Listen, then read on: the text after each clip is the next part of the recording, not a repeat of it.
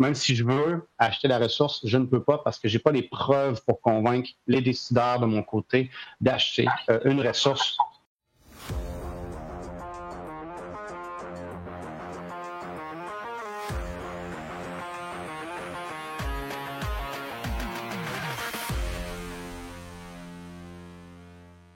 Bonjour tout le monde, j'espère que vous allez bien, merci de nous retrouver en ce moment pour un nouveau direct.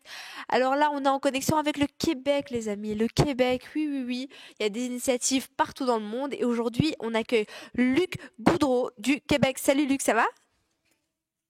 Salut Sarah, ça va bien toi? Ça va, merci. Alors Luc, tu es directeur du développement des affaires pour Scolab. Scolab est leader dans le domaine des technologies éducatives et vous développez des logiciels scolaires. Alors est-ce que tu peux nous en dire plus? Oui, tout à fait. En fait, je vais commencer au niveau de la présentation afin que les gens puissent avoir un appui visuel. Donc, en fait, j'ai aidé à faire l'implémentation de différentes ressources numériques éducatives dans des milliers d'écoles, principalement en Amérique du Nord. Aujourd'hui, un de mes objectifs est de vous partager un petit peu mon expérience par rapport à ça. Donc, la compagnie s'appelle Scolab et nos logiciels s'appellent NetMat et BuzzMat. Donc, Sarah, si tu me permets, je me lancerai au niveau de la présentation. Est-ce que c'est correct pour toi? Oui, vas-y, très bien. Et si vous avez des questions, vous pouvez les poser dans le chat et je les dirai à Luc. Génial, merci Sarah. Donc, aujourd'hui, l'idée est d'essayer de partager avec vous un petit peu mon expérience. Donc, comme le dit mon avatar en ce moment, ça fait quelques années déjà que je participe à aider les milieux scolaires à implémenter des ressources éducatives numériques. On a fait ça avec l'aide du ministère de l'Éducation, au niveau aussi des conseils scolaires, des associations, des fédérations, des enseignants, de tous les agents scolaires possibles et même des parents à la maison. Donc, je suis venu partager avec vous aujourd'hui un peu cette expérience-là. La présentation que je vous présente aujourd'hui, elle va être disponible vers la fin de la présentation. Sarah va être aimable et partager avec vous un lien pour que vous puissiez y avoir accès. Donc, tout au long, vous allez remarquer des petits boutons verts qui permettent de pouvoir garder le contact ou d'en apprendre plus. Aujourd'hui, les takeaways que j'aimerais puissiez retirer de cette présentation-là, premièrement, on va faire connaissance. Donc, avant que vous puissiez m'écouter, il faut savoir un petit peu je suis qui, et puis Scolab est qui. Ensuite de ça, je vais vous parler un petit peu des critères d'accès. Donc, j'ai eu la chance de voyager un petit peu partout à travers le monde afin de, encore une fois, comme je disais, implémenter des ressources éducatives numériques. Donc, la thématique d'aujourd'hui. Donc, je tiens à partager avec vous certains critères d'accès. Donc, si vous désirez pouvoir être accessible, disponible et extensible ou scalable, c'est des aspects à considérer. Ensuite de ça, le secteur des technologies éducatives bouge extrêmement vite. Donc, je vais vous montrer quelques pistes afin de garder le cap avec ce mouvement-là qui est en accéléré en ce moment. Évidemment, qu'est-ce qui urge en éducation? Je sais qu'il y a des entrepreneurs en ce moment, il y a des parents dans la salle, il y a aussi des agents pédagogiques, des agents éducatifs. Je sais que tout urge, mais je vais vous donner un peu la couleur de Scolab. Donc, qu'est-ce qu'on a décidé de mettre de l'avant dernièrement? Et évidemment, on va s'organiser pour garder le contact. La conférence virtuelle, c'est magique parce qu'on peut assister d'un peu partout dans le monde. Moi, présentement, je suis à Québec, ça va être en Belgique. La Belgique que j'adore, ça aurait été une bonne excuse pour moi d'y retourner. Mais on est à distance, ça permet d'avoir plus de gens, d'être plus inclusif. Mais en même temps, on ne peut pas continuer la discussion après. Donc, je vais vous partager un peu les différents canaux afin qu'on puisse garder contact par la suite. Donc, laissez-moi parler de Scolab un petit peu. Scolab, d'abord, c'est qui? Scolab, c'est une vision. Donc, on l'appelle souvent notre étoile du Nord. Donc, et c'est vraiment une étoile, ça fait partie de la galaxie, donc c'est entouré de différentes tendances qui vont un peu changer parfois notre trajectoire. Donc, notre vision, c'est de contribuer à un monde où tous les élèves aiment apprendre. On sait que c'est pas le cas en ce moment, hein? On va se le dire. Donc, la vision est là pour nous propulser vers l'avant. Qu'est-ce qu'on cherche à atteindre? Notre raison d'être, en fait, à tous les jours, quand on se lève le matin ou quand on se fait des muscles, c'est de créer des univers d'apprentissage motivants et porteurs de sens, en fait, qui sont attachés au monde réel, qui favorisent aussi la progression de chaque élève. Et tout ça, la façon de faire, c'est en concevant des plateformes éducatives qui sont pédagogiquement validées, ainsi que le contenu, des outils d'édition aussi, pour créer du contenu numérique et évidemment une communauté forte. On parle ici des end-users, donc des usagers, mais également de notre clientèle. Comment on fait pour les faire participer à l'évolution de nos produits et être encore plus user-centric. Évidemment, si vous voulez découvrir un petit peu plus à propos du collab, il y a un bouton juste ici. Ça reste que tout se passe bien encore? Peux-tu me confirmer que tout est beau? Oui, ils me disent, la régie me dit souris un peu parce qu'on dirait que tu fais la gueule. Je crois que c'est le troisième jour. C'est connu, c'est toujours comme ça. Je suis concentrée, les gars, désolée, je suis concentrée. Je t'écoute, Luc. J'adore. Je vais faire moi, mon défi aujourd'hui, ça va être le temps. Hein? Donc, c'est-à-dire, j'ai essayé de cadrer la rencontre aujourd'hui pour rentrer dans les specs de temps que vous m'avez donnés. J'ai essayé de raconter quand même un petit peu les histoires avec des anecdotes. Donc, la genèse de toute cette histoire-là magnifique qu'on vit depuis 2004 prend place à Montréal. Certains d'entre vous peut-être connaissent la ville de Montréal, qui est une ville multiculturelle, qui est dynamique, éclectique. Donc, c'est un milieu parfait pour une start-up en 2004. Là où est-ce que, je vous rappelle que l'Internet faisait encore du bruit. Hein? Donc, on a eu certains défis dès le départ. Notre berceau a été deux écoles au Québec, on dit secondaire, donc des jeunes entre 11 et 17 ans. Donc, notre premier bureau officiel était dans deux écoles où est-ce qu'on programmait live afin de pouvoir voir l'interaction avec les élèves. L'idée de ce collab, ou plutôt de la plateforme NetMath, est née d'un enseignant qui s'appelle Claude Laverdure, qui voyait que la beauté dans les mathématiques, mais également les limitations en termes de cahier papier ou de logiciels. Dans ce temps-là, il fallait installer les logiciels avec un CD-ROM. Donc, on s'est dit, non, on est en 2004, ça se passe en ligne, il faut revoir un peu qu'est-ce qu'on peut faire pour aider les élèves.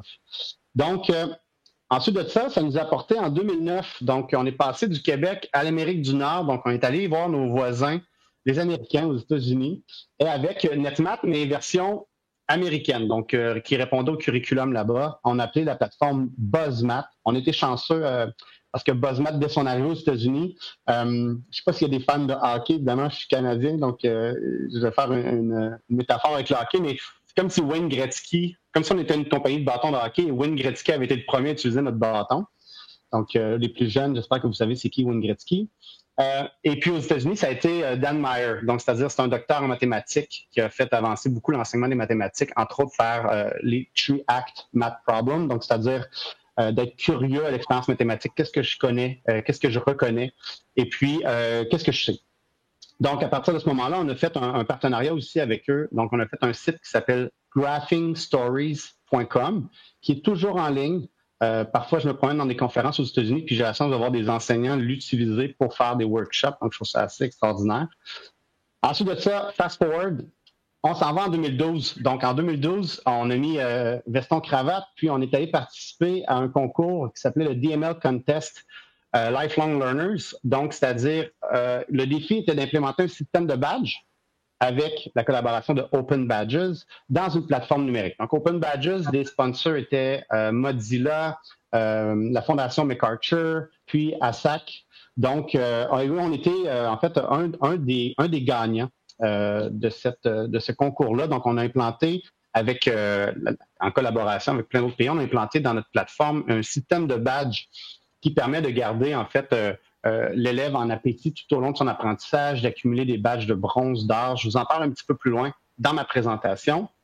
Donc, une belle reconnaissance en 2012.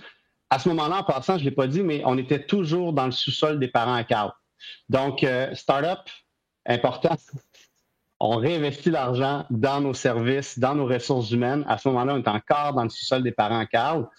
Et non pas dans un rooftop de building en marbre. Donc, c'était très important pour nous autres d'y aller avec nos valeurs puis d'être fidèles à ça. Maintenant, vous êtes donc, on investit. Non, mais on a un bureau parce qu'on est rendu 55 employés en passant.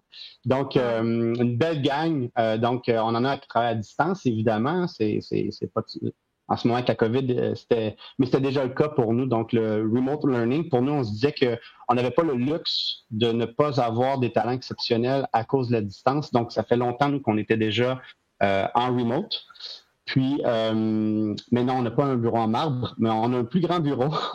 Donc, on a eu de l'aide de notre gouvernement aussi pour faire un mini Google Office, en fait, où est-ce que les gens sont bien, il fait bon vivre.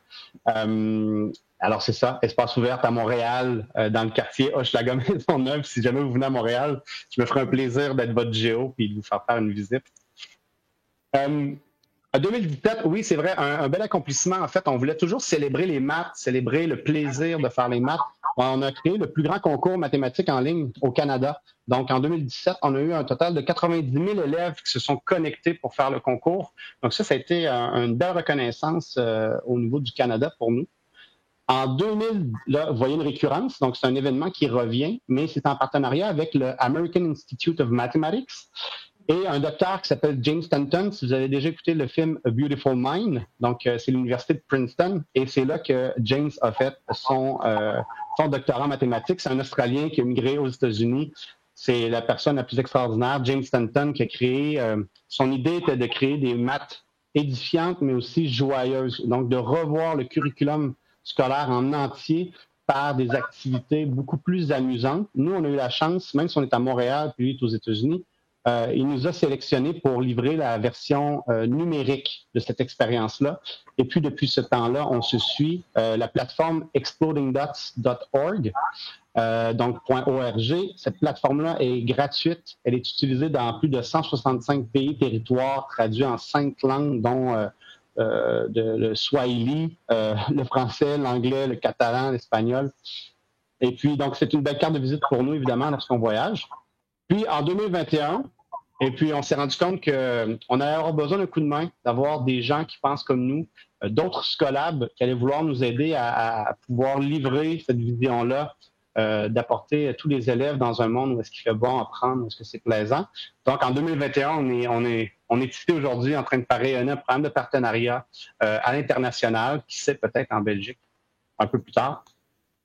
Et tout ça, c'est pour notre produit phare en ce moment, donc le programme de partenariat, NetMath. Donc, Sarah en a parlé un petit peu plus tôt, c'est une ressource éducative numérique. Donc, nous, on a voulu révolutionner les maths. Donc, dès ces premiers instants, lorsqu'on programmait en classe, notre idée, c'était de permettre aux élèves de pouvoir recommencer. Donc, éviter à tout prix l'espèce de calque du cahier d'exercice où est-ce que si je veux recommencer, je vais effacer, je vois encore la réponse. Donc, dès le départ, comment on a construit notre plateforme, en arrière, on a tout développé, ça permettait de régénérer des valeurs. Donc, c'est-à-dire d'avoir des valeurs aléatoires qui suivent le curriculum à chaque fois. Donc, l'élève pouvait réessayer la même question, mais au lieu de copier en classe ou de... il devait parler de la stratégie. Donc, comment j'ai fait pour résoudre ce problème-là? Donc, ça, c'était les premiers balbutiements de la plateforme NetMath, de ce qui a pris vie, en fait, en 2004. Évidemment, plusieurs années plus tard, ça a beaucoup évolué. Puis je vais vous parler un petit peu, je vous ai mis un lien encore une fois à propos de NetMath. La présentation va vous être partagée. Qu'est-ce qui nous rend unique? Donc, il y a 3 facettes que je voulais apporter avec vous aujourd'hui. Donc, l'engagement et la motivation. On est dans une ère où est-ce qu'il y a beaucoup de gamification, donc de ludification au niveau des plateformes d'apprentissage, ce qui est, je crois, excessivement bien lorsque c'est bien fait. Les mots engagement et motivation sont intrinsèques chez l'élève versus stimulation. Je vais en parler un petit peu plus loin, mais dans notre cas, à nous, on essaie vraiment d'apporter l'élève à être curieux à son apprentissage, d'attacher, donc qui peut se reconnaître dans la plateforme, et puis d'attacher ses expériences à des expériences vécues. Donc, on n'est pas supposé de retrouver une activité dans NetMath, une activité d'apprentissage qui parle d'aller à l'épicerie et de mettre 74 melons d'eau dans ton cart d'épicerie, dans ton panier d'épicerie, parce que dans la vraie vie, ça ne fonctionne pas. Donc, on essaie de rattacher nos problèmes à des problèmes de la vie que l'élève peut se reconnaître.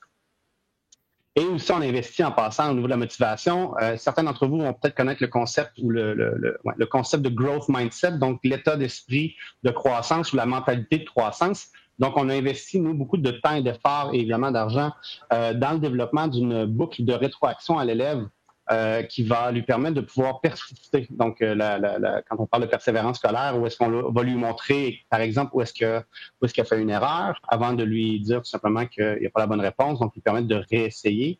On va lui permettre aussi de voir des solutions détaillées, donc de pouvoir comprendre un peu, comparer sa stratégie avec une des stratégies possibles pour répondre à la question. Puis, nouvellement aussi, on a des indices pour les plus jeunes, où est-ce que, exemple, pour les faits numériques, où est-ce que les indices vont accompagner l'élève jusqu'à jusqu'à la bonne réponse. Donc, la différence entre vraiment des solutions détaillées qui disparaissent et des indices.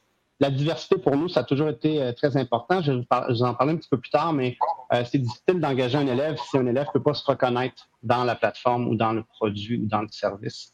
Donc, pour nous, ça fait partie du cœur de ce qu'on fait. Et la diversité, c'est pas juste dans vos produits, hein. La gang, c'est dans vos compagnies, dans notre compagnie. Donc, c'est important de refléter ce en quoi on croit.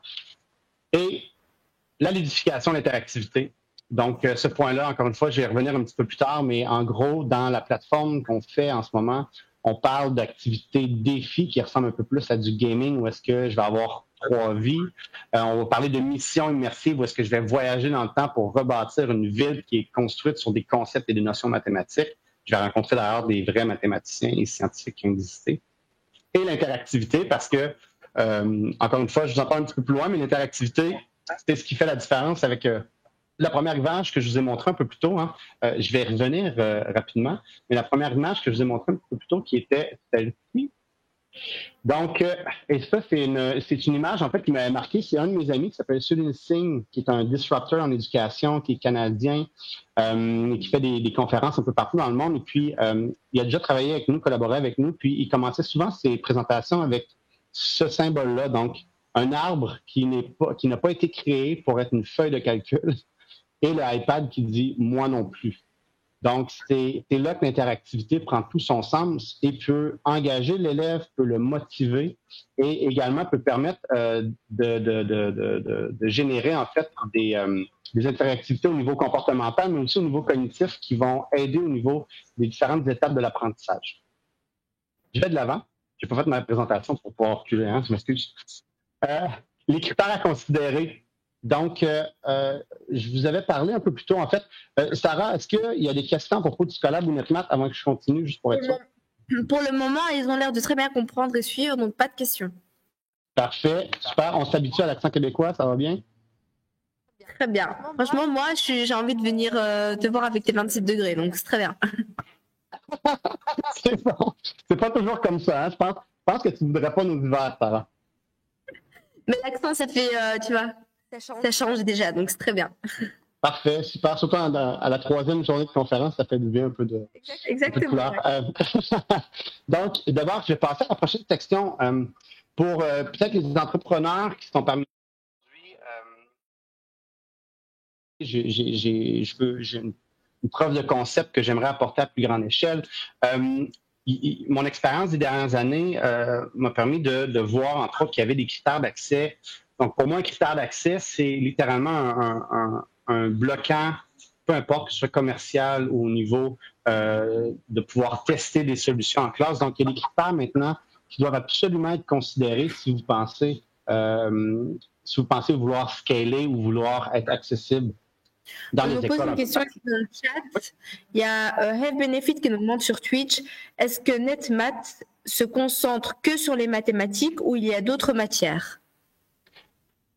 Ça, c'est quasiment un spoiler alert.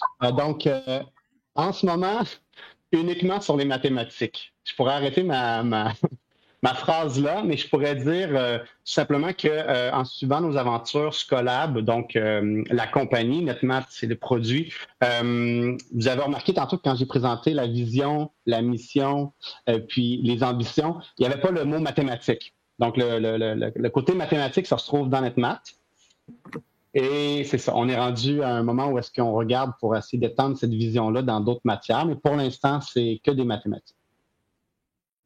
Parfait, ok. Je te dis s'il y en a d'autres pour reprendre la présentation. Super, merci pour la question. Donc, des critères à considérer. Donc, simplement, l'idée des critères d'accès, c'est quoi? C'est si je veux pouvoir aider, qu'est-ce que je dois faire en amont pour y arriver? Fut un temps, donc si je recule en 2004, fut un temps où est-ce qu'on pouvait arriver en disant, bon, ben, voici ce que vous devez faire pour que je puisse vous aider. Et maintenant, ça a beaucoup changé parce que le numérique fait partie des infrastructures, donc c'est rendu très avancé. Souvent, vous pouvez entendre, c'est un terme que j'entends régulièrement, donc un environnement d'apprentissage virtuel où est-ce que l'école ou, si vous voulez, son conseil ou son district scolaire ou sa commission scolaire va gérer toutes les ressources numériques. Donc, il va gérer aussi le data, comment le data va se promener à l'intérieur de tout ça, mais également l'accessibilité et va faire des choix aussi également. Donc, c'est-à-dire comment on fait pour se valoriser en tant que compagnie ou en tant que produit. Donc, je vais vous apporter à des termes qui peuvent être pour certains d'entre vous nouveaux. Je vais essayer de les vulgariser avec vous. Donc, on parle d'interopérabilité, l'accessibilité, je pense que c'est quelque chose d'assez, on est en 2021, hein, et puis des preuves de recherche. Donc, d'abord et avant tout, en termes d'interopérabilité, donc on peut entendre interopérabilité, interconnectivité, comment nos systèmes viennent se connecter ensemble. Il y a des experts, donc une organisation qui s'appelle le IMS Global, qui est internationale, qui est basée aux États-Unis, mais qui rayonne de façon internationale. Leur but ici est d'essayer de standardiser le plus possible lorsqu'on parle d'authentification, de rostering, donc c'est-à-dire l'échange de données pour pouvoir personnaliser, exemple, un parcours scolaire pour un élève, ou on parle d'interopérabilité même, donc LTI, comment les plateformes interagissent entre elles. Et je peux en rajouter donc la granularité aussi, donc Caliper, c'est des formats de données, etc. À ce niveau-là, vous devez savoir qu'exemple, je vais vous montrer des endroits où suivent les tendances, mais les États-Unis sont souvent une bonne tendance mondiale. Donc, en 2020, aux États-Unis, la ressource numérique la plus achetée, ou le service le plus acheté, était les LMS, anciennement des Content Management Systems, qui sont devenus des Learning Management Systems. Donc, IMS ici aide les compagnies comme nous, Scholab, avec des produits numériques qui, à la base, sont des LMS, à s'intégrer à d'autres LMS, entre autres. Donc, c'est une façon un peu plus simple de le dire comment NetMath pourrait vivre dans une plateforme qui fait un peu ce rôle-là, mais sans le contenu mathématique. Je vous ai mis le petit bouton bleu en bas. L'idée, c'est un lien pour aller voir AMS Global.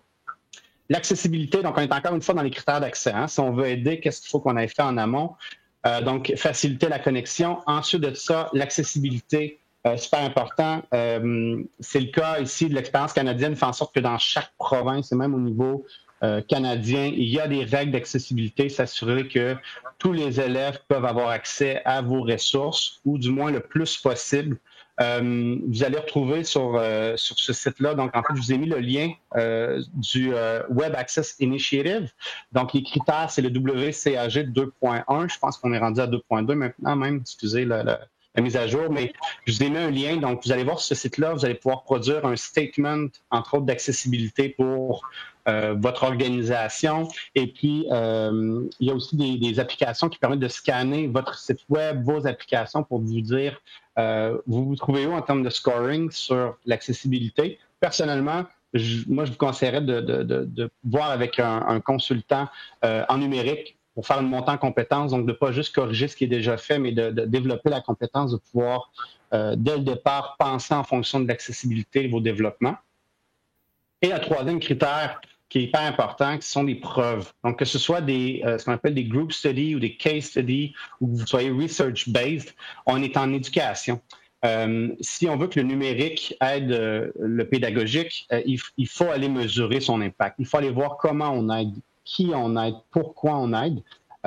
Et souvent, dans différents pays, les preuves de recherche vont débloquer directement le financement. Ou, si on le met à l'inverse, si je suis un enseignant et que je vais avoir accès à une super ressource, mais que je n'ai pas les preuves de recherche, donc là, je dois voir avec les autorités pour voir comment ça fonctionne, etc. Mais parfois, je vais être bloqué. Même si je veux acheter la ressource, je ne peux pas parce que je n'ai pas les preuves pour convaincre les décideurs de mon côté d'acheter une ressource.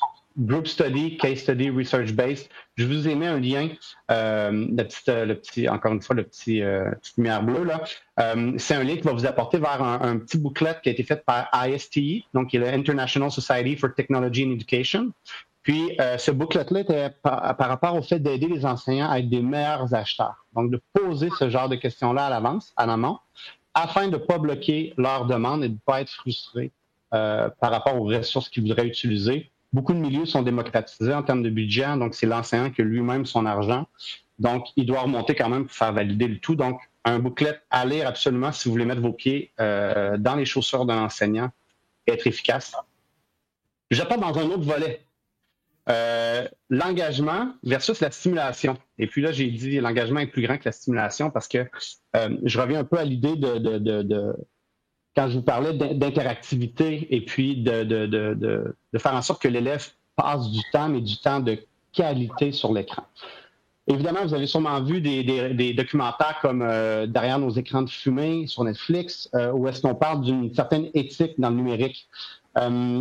Évidemment, lorsque le jeu prend toute la place et que la matière devient un peu comme, encore une fois, peut-être pour les plus jeunes, mais comme le buzzer dans Mario Bros, c'est-à-dire que c'est le méchant à la fin. Si la mathématique, exemple, est le méchant à la fin, on n'est pas en train d'aider l'élève à avoir une meilleure expérience au niveau de la relation qu'il développe avec la matière. Donc, de notre côté, comment on a décidé de faire ça? Au lieu d'essayer d'être stimulant, on a décidé d'y aller plus au niveau de l'engagement, de la curiosité, de la manipulation. Je vous mets déjà en partant un petit lien ici que vous allez pouvoir consulter, qui est l'interactivité en e-learning. Donc là, on va faire vraiment le pont entre les différents niveaux d'interactivité et les différentes catégories, donc comportementale versus cognitive, et comment ça s'inscrit. Ce qui est utilisé, c'est la taxonomie de Bloom.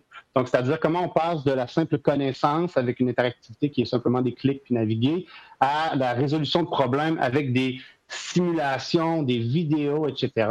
Donc, c'est vraiment intéressant. Ça vous permet aussi de voir quand vous utilisez une ressource ou si vous en développez une, vous vous situez où par rapport à ça. Donc, je vous donne des exemples de comment on a décidé d'aborder la ludification de notre plateforme pour que ce soit engageant pour les élèves et pour l'enseignant en passant. Donc, nous, notre cible, ça a toujours été l'élève, faire progresser l'élève dans ses apprentissages, mais aussi d'aider l'enseignant au niveau de son enseignement, que ce soit par la bonne information ou par des outils comme vous voyez là en ce moment. Donc, c'est un exemple que je vous mets. C'est des tableaux qui sont souvent faits. En fait, c'est de la multiplication de fractions en utilisant des modèles. Ça, si je le fais moi-même au tableau, je peux pas me promener comme ça. Je peux pas explorer les nombres carrés, par exemple. Donc, si j'étais à 2 quarts sur 2 quarts, je peux pas non plus augmenter ma grille à 10 par 10, qui me permet d'explorer la table des multiplications.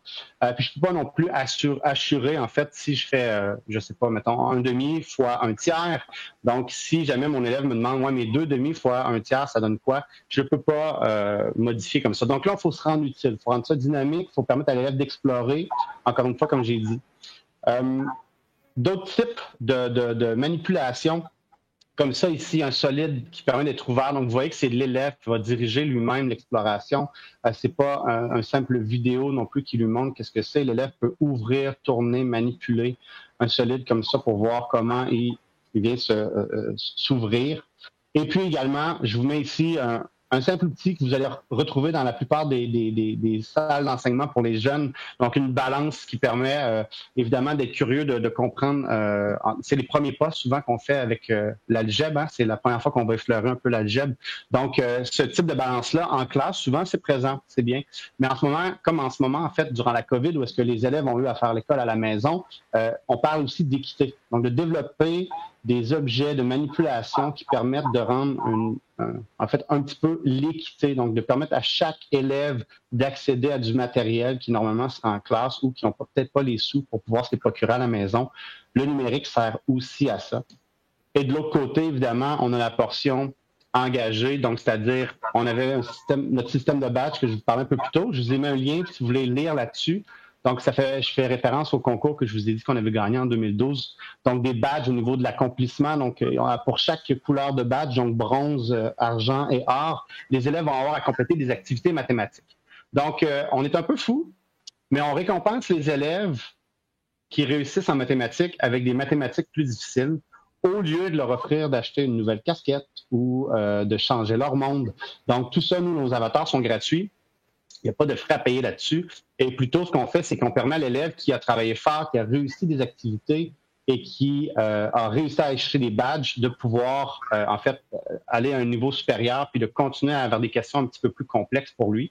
Tout ça, évidemment, ça se traduit en rapport pour l'enseignant. C'est d'où l'idée pour laquelle on a gagné notre prix en 2012, c'est qu'on permet à l'enseignant de voir l'ADN de sa classe. Donc, c'est-à-dire, si j'ai des badges d'or et j'en ai d'autres qui n'ont pas de badge, c'est un peu l'ADN, donc je vais m'amuser à jouer avec la classe, donc de déplacer, d'utiliser mes élèves qui sont vraiment performants dans un concept donné ou dans une matière donnée, les utiliser pour faire du travail d'équipe avec mes autres élèves, etc. Donc je me trouve en tant qu'enseignant à avoir mes propres helpers en classe. Est-ce que par rapport aux critères d'accès, Sarah, est-ce que tu vois s'il y a des questions dans nos différents canaux? Alors, ça réagit beaucoup au niveau du chat, mais pas de questions précises. Donc, au fur et à mesure, il y en a qui disent, voilà, ils parlent des mathématiques, ils parlent du numérique, mais voilà, en allant dans ton sens, plus pour réagir, mais pas vraiment de questions. Parfait. Et sinon, on a des questions rien à voir.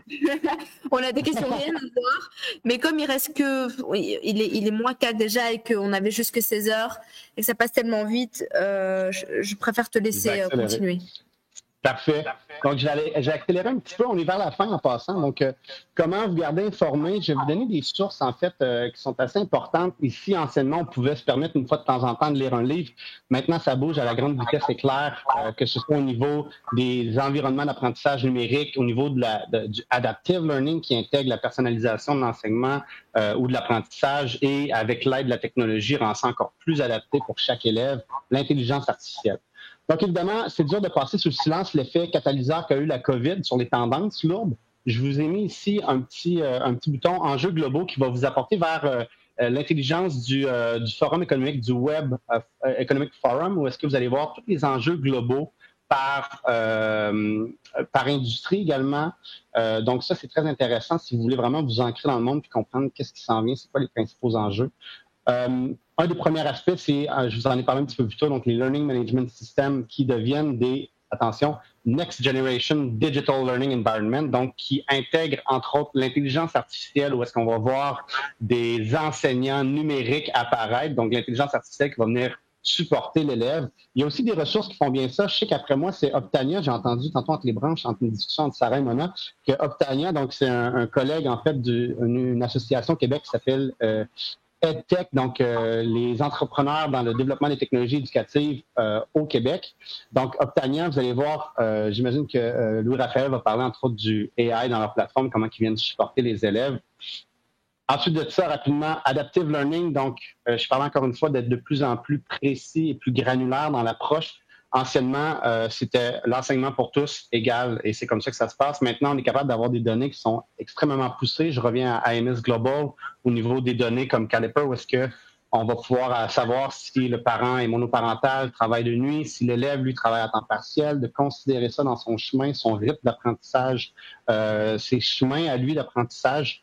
Donc, le Adaptive Learning est vraiment quelque chose qui est en train d'émerger, surtout à distance pour aider à l'apprentissage. Et les technologies immersives, que je vais passer un petit peu plus rapidement cette fois-ci. Donc, on parle de VR, AR. Donc, exemple, dans NetMath, est-ce qu'un élève pourrait, si on lui demande de définir c'est quoi une fraction, est-ce qu'il pourrait nous envoyer une photo, exemple, d'une tarte à moitié mangée? Le futur de l'éducation, je vous donne deux sources. Holon IQ, qui se trouve à être basé en Australie, mais qui, à chaque année, ramasse tous les blogs, les articles, les recherches qui se font en éducation. Ce rapport-là, précisément, je vous les mets en lien, c'est l'éducation en 2030. On parle de 10 billions de dollars qui vont être investis en technologie éducative. Comment ça va fonctionner, sous quel scénario possible ça va arriver, tout ça. Et également, pour suivre les tendances, en éducation. Les tendances en passant en technologie, souvent, ils partent plus au niveau universitaire, donc higher education, ils partent au niveau universitaire, ils vont descendre vers le K-12 pour les plus jeunes. Donc, Educause, à chaque année, c'est un rapport qui est gratuit. Donc, c'est des leaders un peu partout de campus, de technologie, au niveau des publishers qui vont mettre la main à la porte ensemble pour créer un rapport qui dit où est-ce que 2021 s'en va en termes d'éducation. Qu'est-ce qu'il y a dans l'éducation? Là, je pourrais parler de plein de choses. Je savais que mon challenge allait être le temps. Je sais qu'il me reste quelques secondes seulement, mais je vais revenir à notre point en particulier. Évidemment, vous avez peut-être entendu parler de SEL, Social Emotional Learning, des élèves qui arrivent avec des traumas, qui arrivent de zones de guerre, qui arrivent où est-ce qu'à la maison, c'est instable, il y a de la violence. On parle aussi mon Dieu, j'essaie d'aller plus vite. Donc, je vais skipper cette partie-là. Donc, tout ça, ça nous tient à cœur. Je pourrais vous donner 12 000 histoires à propos de ça, mais je vais revenir à un point en particulier. Quand je parle de tous les élèves, c'est au niveau de la diversité culturelle. Donc, notre premier ministre, je pense qu'il est bien connu, Justin Trudeau, en 2015, s'était fait poser la question pourquoi la parité dans son équipe? Et c'est un sujet qui est toujours d'actualité, que j'inclus quand je parle de diversité, quand je parle d'inclusion. Mais il avait répondu tout simplement, parce qu'on est en 2015. Puis, pourquoi la diversité culturelle dans les ressources numériques? Parce qu'on est en 2021. Donc, nous, on a décidé de l'intégrer via des missions mathématiques où est-ce que l'élève va avoir à reconstruire un monde qui est basé sur des concepts mathématiques. Je vous ai mis un lien également, là, un petit storytelling. Ça a été notre façon à nous. Donc, quand l'élève arrive dans l'émission pour la première fois, la première mission va se passer avec Aryabhata. Donc, directement, l'élève va voyager, va sortir du monde occidental en partant. Donc, c'est quelque chose qui nous tenait à cœur. Vous allez pouvoir en apprendre un petit peu plus. Puis, pour garder le contact, mon courriel va être là. Est-ce que, Sarah, tu peux me confirmer que le lien a été partagé à tous afin de pouvoir accéder à la présentation? Et si oui, J'ai tout il me fait reste du avec temps la pour les questions. régie. Est-ce que vous avez déjà mis le lien ou vous allez le mettre maintenant? Ils vont le mettre tout de suite. Ils vont mettre tout de suite. Enfin, ils s'attendaient à la fin de la présentation pour mettre le lien. Vous allez avoir accès du coup à toute la présentation de Luc. Et là, il y avait il y a l'adresse mail. Si vous voulez prendre contact avec lui, si vous avez d'autres questions auxquelles on n'a pas répondu, après avoir pris connaissance de la présentation, n'hésitez pas à le faire. Merci Luc, vraiment beaucoup pour. Merci à vous. Pour ton intervention et pour ce que vous faites, vraiment. Merci de faire bouger les lignes à votre niveau. Donc, et j'espère que ça pourra inspirer des personnes ici en Belgique et dans le monde. Merci de l'invitation, c'est très apprécié. Lâchez pas, je sais que c'est votre dernière journée, ça va vite. Vous allez pouvoir vous reposer après ça. Merci de créer ces lieux-là pour partager notre expertise, c'est vraiment apprécié. Merci Luc. Nous, on vous laisse 5 minutes, le temps de préparer le plateau avec Octania et on revient dans quelques instants.